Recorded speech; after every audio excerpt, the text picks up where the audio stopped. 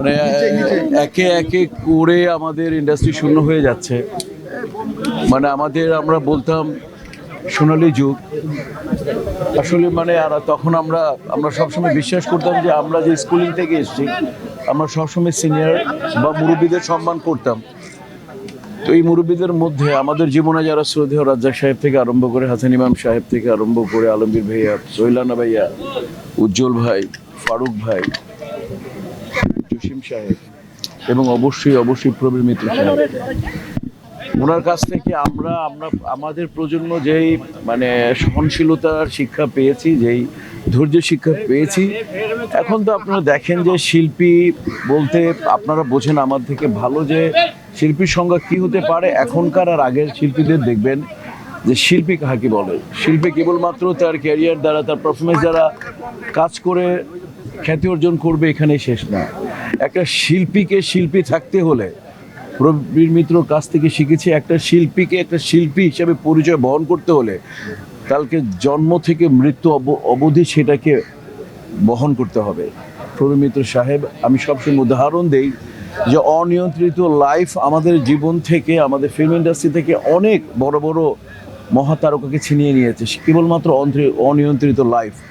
এবং তখন আমি এক্সাম্পল দিই যে প্রবীর দা, আমার প্রবীর দা, আমাদের প্রবীর দা, আমাদের ইন্ডাস্ট্রি প্রবীর দা, আমাদের নবাব খ্যাত প্রবীর দা, যার ধৈর্য, যার লাইফ অফ স্টাইল যদি কেউ ফলো করে তাহলে আর কিছু লাগে না। আমরা স্কুলিং পেয়েছি তার কাছ থেকে এবং ওনার মতো লোকও চলে গেছে। আমি কি বলবো, মানে আমি বলার ভাষা নেই। ওনার সাথে আমি এত কাজ করেছি আমার জীবনে, আমার সাকিবের জীবনে, বদিউল আলম খোকনের জীবনে সবচেয়ে বড় ছবিটাই হচ্ছে প্রিয়া আমার প্রিয়া।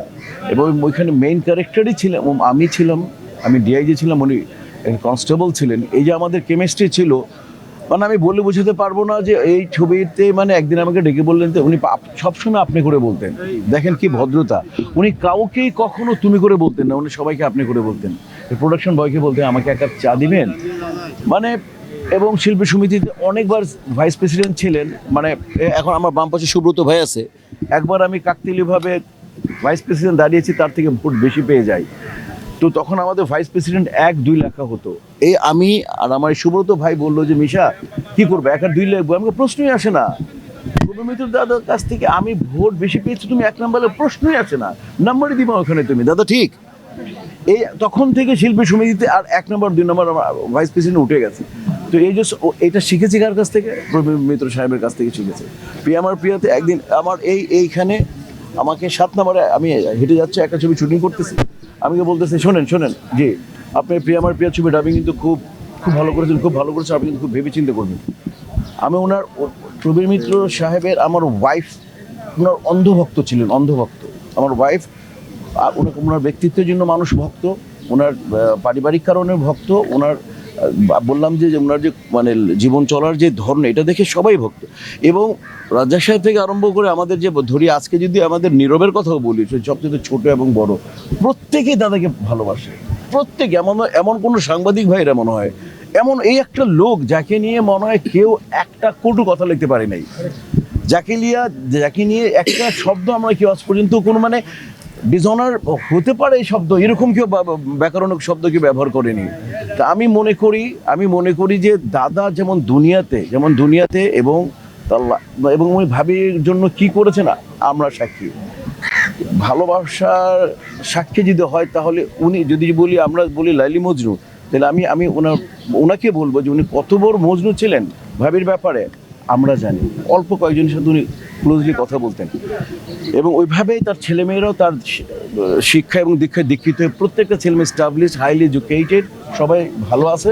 এই যে মিথুন তার বড় ছেলে আমাকে ফোন দিয়ে জানিয়েছে সবার প্রথম, আমি কলাকাপা বন্ধুরা শুটিং করতেছি, সারা রাত আমার শুটিং, ঈদের ছবি রিলিজ, ফোন দিয়ে বললো আঙ্কাল আব্বা তো মারা গেছে, 1 মিনিট। দেন আমি সবার আগে মনে পোস্ট আমি করেছি, আমার হাত পা কাঁপতেছিল এবং আমি ভয়ের সময় ছিলাম, আল্লাহ মিথুনই ফোন করলো না আরেকজন ফোন করলো, কারণ এখন তো আমাদের দুদিন আগে অঞ্জনাপা মারা গেছে, মাথা ঠিক নাই, দেশ বিদেশ থেকে ফোন।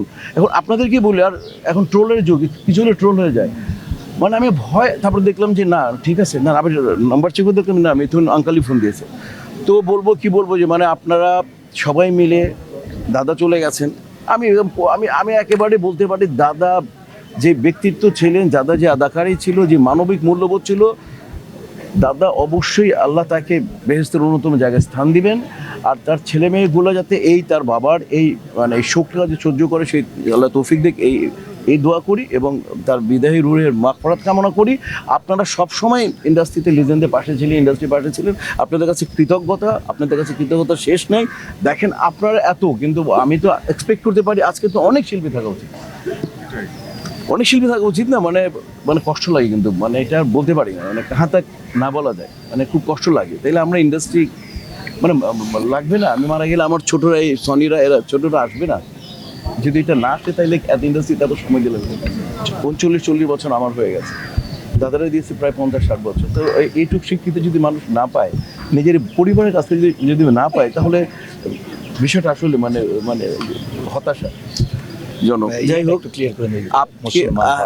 হ্যাঁ উনি উনি উনি কমপ্লিটলি উনি বিয়ের পরে আমি বললাম না যে উনি মজনু, উনি প্রেম অনেক বছর প্রেম করার পরে যে বিয়ে করেছেন, বিয়ের সময় উনি মুসলমান হয়েছেন।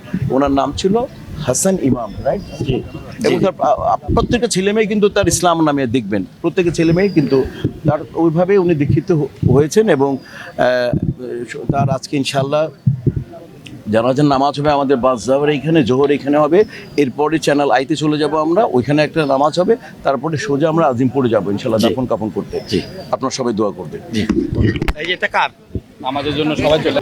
আর সবচেয়ে বড় জিনিস যে প্রবীরদা আপনারা জানেন যে উনিও কিন্তু মানে অন্য ধর্মের ছিলেন আর কি, সেই ধর্ম থেকে আমাদের ভাবিকে ভালোবেসে উনি প্রথম ধর্মান্তরিত হন। তো তারপরে দিয়া উনি ওই ধর্মের উপরেই মানে টিকে ছিলেন, এবং শেষ বয়সে উনি যেটি কাজটি করেছেন সেটি অত্যন্ত ভালো কাজ করেছেন। উনি সর্বক্ষণই নামাজ, রোজা এবং আপনার গিয়া ওই কোরআন পড়া নিয়ে কিন্তু উনি ব্যস্ত থেকেছেন আর কি, যার জন্য উনি নিজেও কিন্তু অন্যদের সঙ্গে খুব একটা মিশতে চাইতেন না, কিন্তু ওই সময়টা টোটালি কিন্তু উনি ধর্মকর্মের মধ্যেই মনোযোগ দিয়েছেন। আর মানুষ তো হলো গিয়ে প্রত্যেকেই কিন্তু চলে যাবে। আমরা যারা এখানে দাঁড়ায় আছি, আপনারা বলেন তো কেউ কি বলতে পারবেন যে আপনারা কেউ যাবেন না? আমরা সবাই কিন্তু চলে যাব। তো যাওয়াটা যেন আমাদের যদি ভালো হয়, এটাই হলো সবচেয়ে বড় কথা। আর যাওয়াটা ভালো হওয়ার জন্য হলো গিয়ে কি, যে আমরা সবাই যেন সবার জন্য দোয়া করি, আমরা সবাই যেন মাফ করে দেয় সবাইকে। হ্যাঁ, দুনিয়াতে চলতে গেলে আমাদের মধ্যে কিন্তু মনোমালিন্য, এইটা চলতে গেলে অনেক কিছু হয়ে যায় ভাই।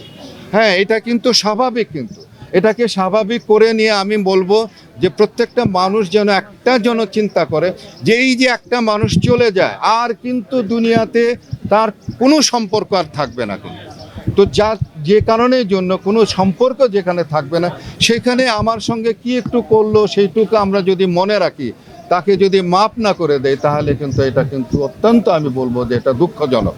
তো আসুন আমরা সকলকেই বলি যে আমরা আমাদের আগে যারা মারা গেছেন, বিশেষ করে প্রবীর আজকে মারা গেছেন, তাদের সকলের জন্যই যেন আমরা দোয়া করি এবং সকলকেই যেন আমরা মাপ করে দেই, ক্ষমা করে দেই।